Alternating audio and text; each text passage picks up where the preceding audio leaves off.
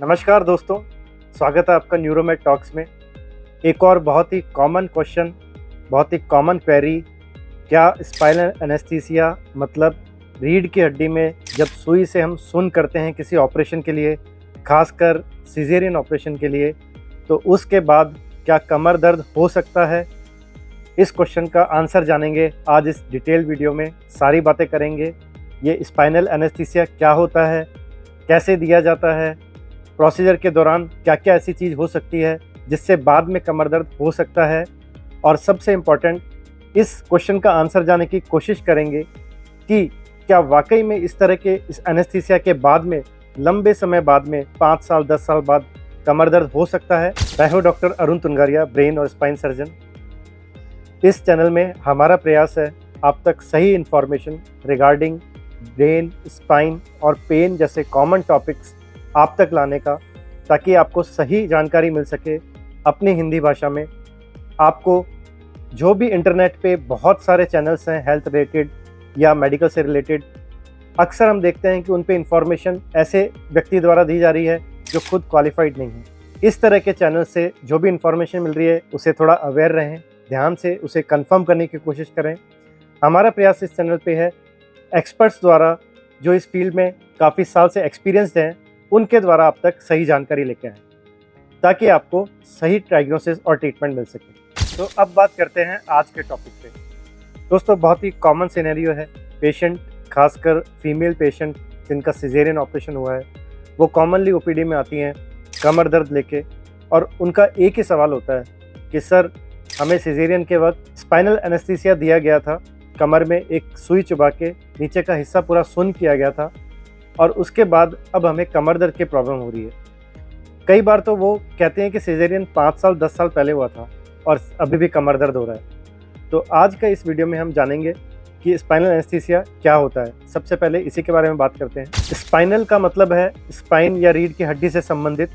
रीढ़ की हड्डी, खासकर जो लोअर पार्ट है रीढ़ की हड्डी का, जिसे लंबर स्पाइन कहते हैं, इस लंबर स्पाइन में ये एनेस्थीसिया दिया जाता है। एनेस्थीसिया मतलब या तो बेहोश करना या फिर सुन्न करना किसी पार्ट को, ताकि सर्जन जो है वहाँ पे ऑपरेशन कर सके। तो स्पाइनल एनेस्थीसिया ज़्यादातर लंबर स्पाइन में, कमर के नीचे वाले हिस्से में एक सुई द्वारा दिया जाता है।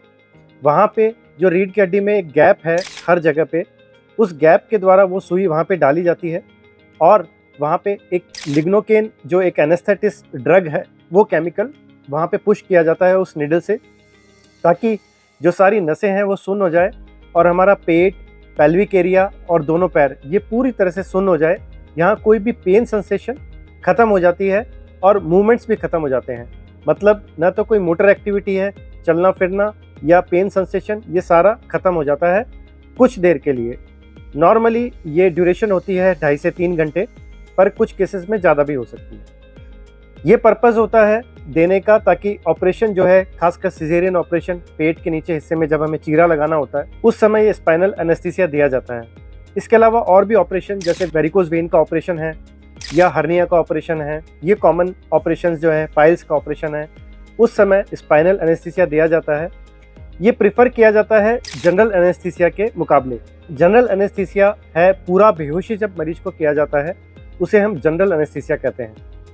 मरीज को बेहोश करके उसके मुंह में एक ट्यूब डाली जाती है, ताकि पूरा बेहोश मरीज सांस भी नहीं ले सकता है, तो वो ट्यूब के रास्ते से ऑक्सीजन और कुछ गैसेस दी जाती हैं जिससे मरीज पूरी तरह बेहोश रहे, और कुछ बहुत सी दवाइयाँ भी दी जाती है जिससे मरीज बेहोशी की हालत में पूरा रिलैक्स रहे और ऑपरेशन पूरी तरह से अच्छे से हो पाए।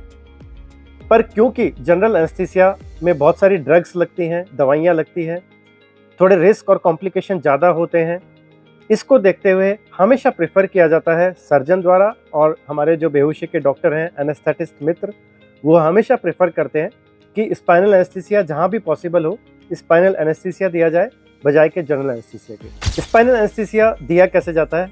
इसमें पेशेंट को लिटाया जाता है या तो करवट देके, या फिर बैठाया जाता है।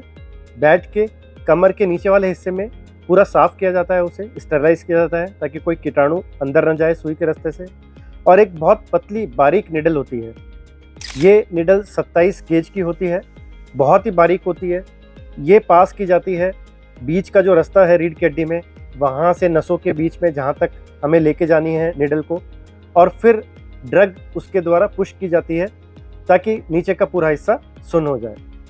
अब क्योंकि ये निडल जो होती है, पहले के टाइम में कह सकते हैं कि वो निडल थोड़ी सी मोटी होती थी, तो उससे कुछ डैमेज हो सकता था, लेकिन आजकल के समय में वो इतनी बारीक निडल है कि हार्डली उससे कोई डैमेज किसी भी टिश्यू को होता है। तो उसके बाद जो दर्द होता है उसके होने के चांस बहुत कम होते हैं। ये तो बात हुई कि स्पाइनल एनेस्थीसिया दिया कैसे जाता है। अब ये जो निडल लगी है स्पाइनल में, आपके रीढ़ की हड्डी में स्पाइनल एनेस्थीसिया देने के लिए जो सुई लगाई गई है, इससे क्या क्या प्रॉब्लम आ सकती है, इसको डिस्कस करने के लिए दो पार्ट में डिवाइड करते हैं। एक तो जो सुई लगी है उसके तुरंत बाद, मतलब कुछ ही दिनों में, 2-3 दिन में ही जो प्रॉब्लम्स आने वाली हैं वो, और एक लॉन्ग टर्म बहुत सालों बाद क्या प्रॉब्लम आ सकती है, दोनों के बारे में बात करते हैं। सबसे पहले short term complications. Short term में सबसे कॉमन सुई का दर्द हो सकता है, क्योंकि एक सुई लगी है, सुई अपने अंदर टिश्यू में गई है और वहाँ पे खासकर अगर बोनी पार्ट पे वो लग गई है, बोन जहाँ पे है उस पार्ट पे लग गई है। प्रिक करते समय, सुई चुभाते समय 2-3 अटैम्प्ट लग गए हैं, एक बारी में सही जगह पे नहीं पहुँची है, तो निडल को 2-3 बार पास करना पड़ा है। तो ऐसे केसेस में जो सुई वाला जगह है, स्थान है, वहाँ पे दर्द हो सकता है थोड़े दिन के लिए। इसके लिए बहुत घबराने की ज़रूरत नहीं है। थोड़ी आइस पैकिंग, बर्फ़ का सिकाई वहाँ पे करें, कुछ पेन किलर मेडिसिन लें और वो ठीक लगभग हो जाता है ज़्यादातर केसेस में। एक और इम्पॉर्टेंट कॉम्प्लिकेशन हो सकती है, अगर जहाँ पे सुई लगाई गई है वहाँ पे ब्लीडिंग हो गई है, कोई हेमाटोमा बन गया है छोटा सा, तो वो थोड़ा प्रॉब्लम कर सकता है। हालांकि ये बहुत रेयर है, 0.001% केसेस में शायद ऐसा कुछ हेमाटोमा बनने के चांस होते हैं। ऐसा कुछ हो गया है तो हमें फिर विशेषज्ञ स्पाइनल सर्जन से ही सलाह लेनी पड़ती है। तीसरी इंपॉर्टेंट जो एक कॉम्प्लिकेशन है वो है इन्फेक्शन। हालांकि ये सारी प्रक्रिया पूरी स्टेराइल कंडीशन में ऑपरेशन थिएटर में होती है, लेकिन फिर भी चांसेस होते हैं कि कुछ इन्फेक्शन वहाँ पे हो जाए। अगर माइनर इन्फेक्शन है तो वो कुछ एंटीबायोटिक्स के साथ ठीक हो जाएगा, लेकिन मेजर है तो इंजेक्टेबल एंटीबायोटिक्स कुछ दिनों तक देनी पड़ेगी। तो ये सब तो हुई शॉर्ट टर्म कॉम्प्लिकेशन जो सुई लगी है एनेस्थीसिया की, उसकी वजह से। तो अब बात करते हैं आज के टॉपिक का जो मेन क्वेश्चन है कि क्या बहुत साल बाद भी स्पाइनल एनेस्थीसिया का दर्द रह सकता है। तो इसका आंसर सिंपल शब्दों में है, बिल्कुल भी नहीं। अगर स्पाइनल एनेस्थीसिया जब दिया गया था उस समय ये जो शॉर्ट टर्म कॉम्प्लिकेशन मैं कह रहा हूँ इनमें से कोई भी नहीं थी, सब कुछ बढ़िया चला था, तो बहुत टाइम बाद ऐसा कोई दर्द नहीं हो सकता। ये एक मिथ है, एक गलत धारणा है कि सुई लगी थी कमर में और उसके बाद में कमर में दर्द हो गया। ऐसा नहीं होता है। नॉर्मली अगर इस तरह की प्रॉब्लम आई है, आप फेस कर रहे हैं कि कमर दर्द हो रहा है और पहले कुछ सालों पहले स्पाइनल एनेस्थीसिया दिया गया था, तो इन दोनों को आपस में रिलेट मत करिए, कोई इनमें रिलेशन ज़्यादातर नहीं होता है। हमें एक नए सिरे से पेशेंट को देखना होता है। अब यहाँ पे भी दो सिनेरियो हो सकते हैं। हो सकता है उस पेशेंट को पहले से ही रीढ़ की हड्डी में डिस्क प्रॉब्लम या कमर में जो रीढ़ की हड्डी में स्पाइंडोलाइसिस की प्रॉब्लम होती है वो पहले से ही हो वहाँ पे, और वो थोड़े एग्रेवेट हो गई है सर्जरी के बाद में या कुछ एक्टिविटीज़ ऐसी हुई हैं उसके बाद में, और वो अब परेशान कर रही है। ये एक सिनेरियो है। दूसरा सिनेरियो ये है कि पेशेंट को एनेस्थीसिया दिया गया था बहुत साल पहले, उसको काफ़ी टाइम हो गया है, वो बीच में बिल्कुल ठीक था, और अब एज बढ़ने के साथ कुछ डिजेनरेटिव चेंजेस या डिस्क प्रॉब्लम अब आ गई है जिसकी वजह से दर्द हो रहा है, जिसे वो रिलेट कर रहा है पहले जो एनेस्थीसिया दिया गया था उससे। तो ऐसे में हमें पूरा इवैल्यूएशन करना होता है, पेशेंट की प्रॉब्लम्स पूरी सुननी होती है, उसको एग्जामिन करना होता है, न्यूरोलॉजिकल एग्जामिनेशन उसमें करना होता है, और फिर उसके अकॉर्डिंग हम इन्वेस्टिगेशन करते हैं। इन्वेस्टिगेशन में एक्सरे, डिजिटल एक्सरे एक अच्छा इन्वेस्टिगेशन है जिससे बहुत इजीली पता चल सकता है कि डिस्क प्रॉब्लम या स्पॉन्डाइलोसिस की कोई प्रॉब्लम है तो तुरंत पता चल जाएगी। या फिर डिटेल इन्वेस्टिगेशन की ज़रूरत होती है, दर्द अगर लंबा है या दर्द ज़्यादा है या कुछ ऐसे सिम्टम आ रहे हैं कि पैर में सूनापन, झंझनाहट, ऐसी कुछ चीज़ आ रही है, तो फिर एमआरआई हमें करवाना चाहिए।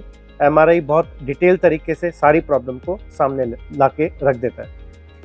तो एमआरआई होने के बाद में डिपेंड करता है कि एमआरआई की फाइंडिंग्स क्या है और पेशेंट की क्लिनिकल कंडीशन क्या है। इसे हम कहते हैं क्लिनिकल रेडियोलॉजिकल कोरिलेशन। मतलब क्लिनिकली पेशेंट में क्या सिम्टम्स हैं और हमें क्या एग्जामिन करके साइंस उनमें देखे हैं, एग्जामिन पूरा कर लिया है पेशेंट को, और उसकी रेडियोलॉजी, उसकी एमआरआई पे क्या क्या फाइंडिंग है, क्या वो आपस में रिलेशन बैठ रहा है, उसके हिसाब से आगे का डिसीजन लिया जाता है। जो कॉमन कारण है कमर दर्द के, काफ़ी साल हो गए हैं एनेस्थीसिया दिए हुए, जो निडल लगी थी बहुत साल पहले लगी थी और अब कमर दर्द हो रहा है। तो जो कॉमन कारण है कमर दर्द के, डिस्क प्रॉब्लम बहुत कॉमन है, मायोफेशियल पेन, इसके बारे में हमने एक डिटेल वीडियो भी बनाया था, वो भी आप ज़रूर देखिएगा मायोफेशियल पेन के बारे में। मायोफेशियल पेन के अलावा सैक्रोइलाइटिस, मतलब जो हमारी रीढ़ की हड्डी और कूल्हे की हड्डी का जोड़ है वहाँ पे अगर सूजन है तो भी वो कमर दर्द को जन्म दे सकता है। इसके अलावा हैमस्ट्रिंग स्पाज्म, ये हैमस्ट्रिंग एक मसल होती है, वो अगर जकड़न में आ जाए तो भी कमर दर्द हो सकता है। या ट्रोकेंटर बर्साइटिस या फिर पायरिफॉर्मिस सिंड्रोम, ये कुछ ऐसे नाम हैं जो कुछ रेयर कॉजेज़ हैं कमर दर्द के। तो ये सब हमें रूल आउट करने पड़ेंगे एक नए सिरे से पेशेंट को देख के। तो दोस्तों, आज के इस वीडियो में हमने कोशिश की है इस सवाल का आंसर देने की कि क्या स्पाइनल एनेस्थीसिया के बाद में लंबे समय बाद कमर दर्द हो सकता है। तो इसको हमने पूरा डिटेल में समझाया है। इसी तरह के टॉपिक्स के लिए आप कमेंट सेक्शन में ज़रूर लिखिए कि आपको अगर ऐसी कोई प्रॉब्लम है या इससे रिलेटेड कोई सवाल है तो हमसे ज़रूर पूछिए। हमारे पास ऑलरेडी बहुत सवाल आ रहे हैं, हम कोशिश कर रहे हैं सबका जवाब देने की, और बहुत ही जल्दी एक लाइव सेशन भी करेंगे ताकि आपके सारे क्वेश्चंस जो हैं हम अच्छे से आंसर कर सकें। Thank you.